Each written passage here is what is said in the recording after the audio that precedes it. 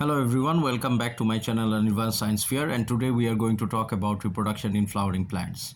Flowering plants, as you all know, are also known as angiosperms, and in case of angiosperms, the reproductive part is the flower, which contains the male and the female reproductive units, that is the carpel and the stamel. But before we dive into reproduction, we need to understand what reproduction is all about. Reproduction is the biological process of giving birth to a new organism from a pre-existing organism of the same species.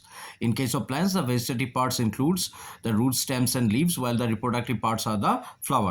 Plants reproduce by both methods: asexual reproduction, which takes place with the vegetative parts, and sexual reproduction, which takes place with the help of flowers. Besides this, we also have other reproductive methods like fragmentation, spore formation in case of plants also. Sexual reproduction, mainly in higher plants, takes place with the help of flowers, which contains the reproductive parts, that is the stamen and the carpel. The stamen is the male reproductive part, and carpel or pistil is the female reproductive flower. Is the female reproductive part. Flowers can be unisexual like the gourd flower, and it can also be bisexual, like the most common example of bisexual flower is hibiscus, which you all are aware about.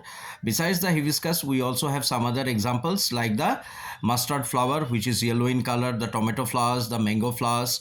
All these are examples of bisexual flowers, and you need to remember these examples.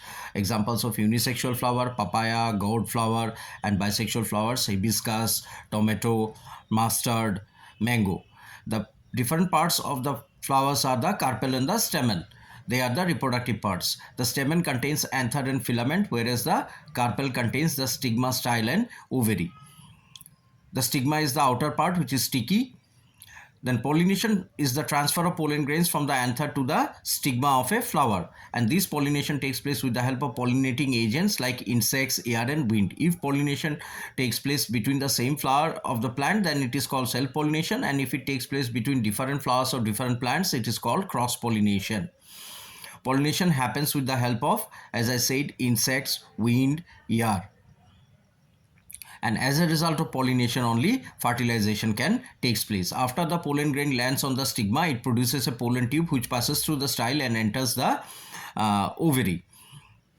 And after that, fertilization takes place, as a result of which a zygote is formed. The carrying of seed from one place to another is called dispersal of seed. Thank you everybody for watching my channel. I hope you all like